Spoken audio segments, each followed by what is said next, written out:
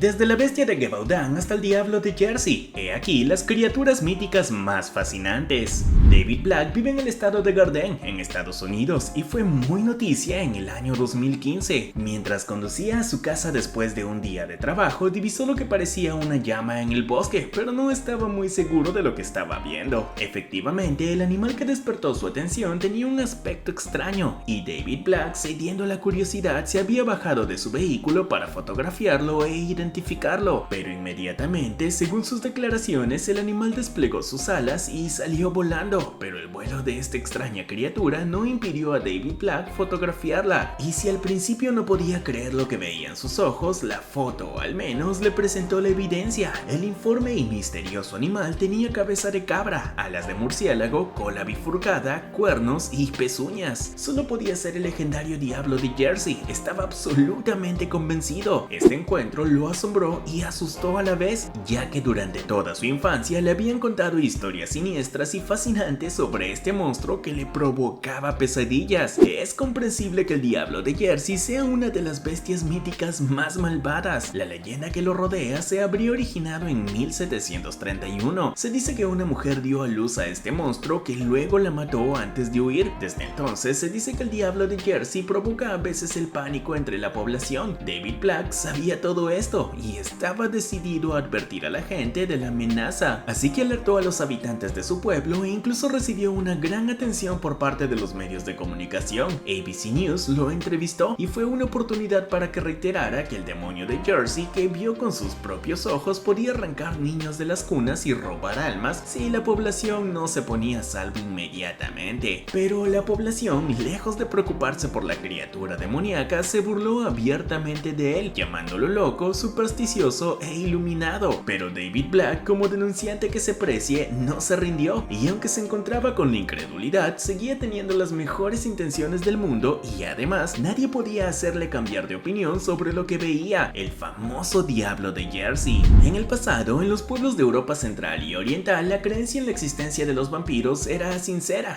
En efecto, las poblaciones eslavas estaban convencidas de que estas criaturas malignas se alimentaban de la esencia vital de otros seres al caer la noche. Según estas creencias, las personas que se han quitado la vida, que han practicado la brujería, que no están bautizadas o que han cometido crímenes tienen más probabilidades de convertirse en vampiros tras su muerte. Su espíritu maligno se apodera de sus cuerpos en descomposición. Estas personas les temían mucho y se preocupaban por protegerse de ellos, sobre todo porque, según sus creencias, los vampiros no temían a la luz del día. Para reconocer a un vampiro, estas personas lo hacían de una manera: desenterraban el cadáver y evaluaban su descomposición. Los cadáveres en buen estado eran los más sospechosos, y como estas personas no sabían que la sangre se acumula naturalmente en ciertos lugares debido a la gravedad, formando manchas rojizas, pensaban que el difunto se había atiborrado de sangre las noches anteriores. Entonces era necesario purificarlo. Para ello, nada más sencillo: había que clavar una estaca de madera en el cuerpo del difunto. Estaban seguros de que este proceso expulsaría al espíritu maligno que había creado el vampiro para siempre. Si otro llegaba a amenazarlo, siempre tendrían el recurso del ajo, el crucifijo y el agua bendita, que habían demostrado su eficacia. Pero es más probable que estos cegados fueran culpables de profanación al perturbar el descanso de los muertos y mutilar los cadáveres. Hoy en día, el mito de los vampiros, enriquecido por la literatura, sigue siendo muy popular, pero afortunadamente ya no llegamos a apuñalar a los muertos en sus tumbas.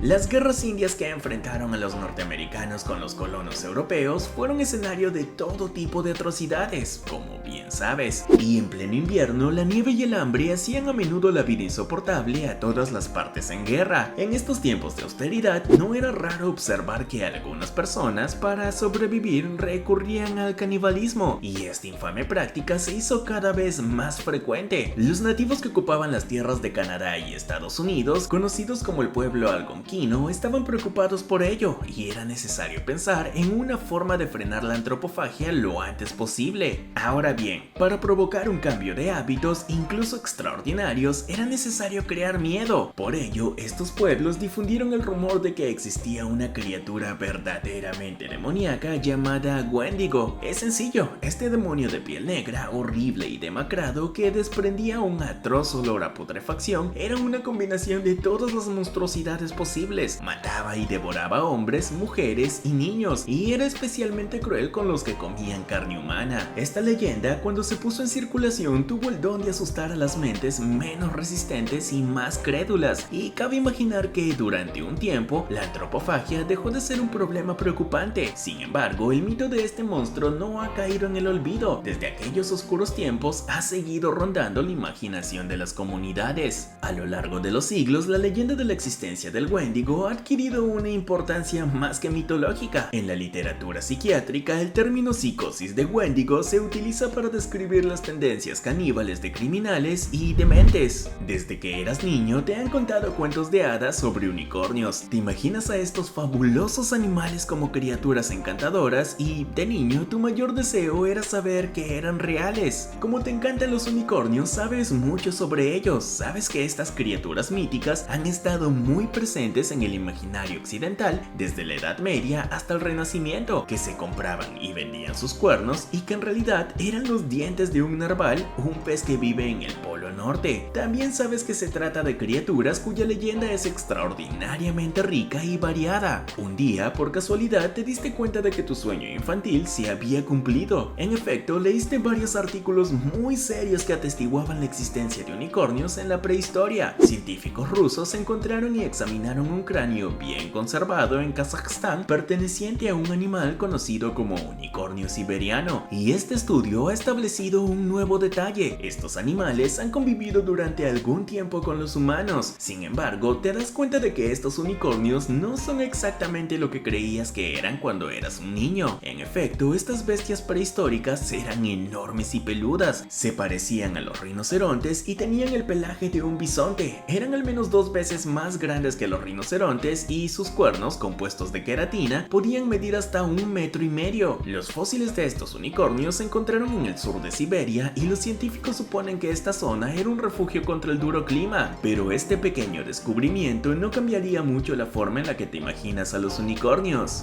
Probablemente no conozcas la historia de Sandra Mansi. Esta joven paseaba un día de 1977 con sus 2 hijos por las orillas del lago Champlain en Vermont. El lago Champlain no es un lugar sin historia. Según la leyenda, es el hogar de una criatura lacustre muy antigua llamada Champ. Este reptil marino, parecido al plesiosaurio, se menciona en los relatos de los nativos desde principios del siglo XVII. Es posible que Sandra Mansi haya oído hablar vagamente de estas leyendas mientras disfrutaba del lago, que se encuentra a caballo entre Estados Unidos y Canadá. Pero al notar de repente que algo había surgido del agua, llamó la atención de sus hijos antes de empezar a examinar la extraña aparición que se parecía vagamente a una cabeza de pelo largo. Sospechando que se trataba del legendario Champ, tomó una fotografía. Más tarde aseguró que el animal había mantenido la cabeza por encima del agua durante unos 10 minutos. Deseosa de dar a conocer su aventura, no tardó en contarlo a la prensa utilizando su fotografía como prueba. Varios años después, los expertos establecieron la autenticidad de esta foto y el New York Times publicó la aventura de Sandra Mansi. Los criptozoólogos consideraron esta foto como la prueba más sólida de la existencia de Champ, pero los científicos siguieron siendo escépticos. Además, hay una circunstancia que pone en duda la historia de Sandra. No poseía el negativo de la foto, afirmó haberse deshecho de él, lo que resulta inverosímil, porque los negativos tienen el valor de los documentos originales y pueden ser muy útiles en caso de pérdida de copias. ¿Por qué iba Sandra a deshacerse del negativo de una foto tan importante? Además, los científicos habían especulado con la posibilidad de que el cuello que emergía del agua fuera un tronco de árbol común que estaba flotando, lo que no sería sorprendente, ya que el lago está rodeado de espesos bosques. Por último, Sandra nunca fue capaz de indicar dónde se tomó la foto. En resumen, su credibilidad ha caído en picada. Poco a poco, el caso de Sandra Mansi quedó en el olvido. Sin embargo, desde entonces se han dado a conocer muchos otros testimonios sobre la posible existencia de Champ, y el debate entre criptozoólogos y científicos continúa hasta el día de hoy.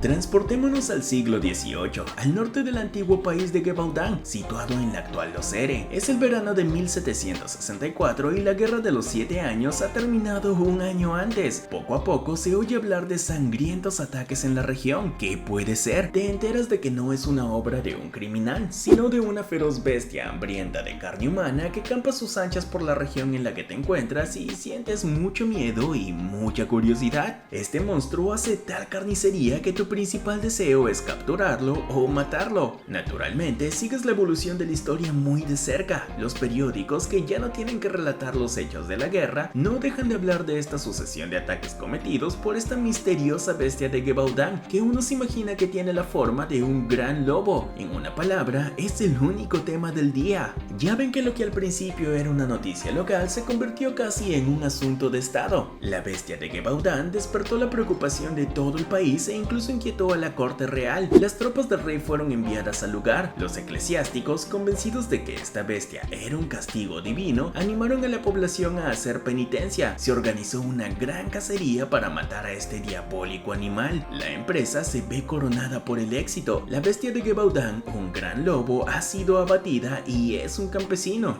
John Chastel, quien ha dado la puñalada. Se siente aliviado, pero no tanto. Los lobos grises en aquella época eran legión y siempre podían atacar al ganado y a los seres humanos. Sin embargo, estén más tranquilos porque no se ha registrado ningún ataque mortal en el país de Gevaudan desde que John Chastel mató al animal.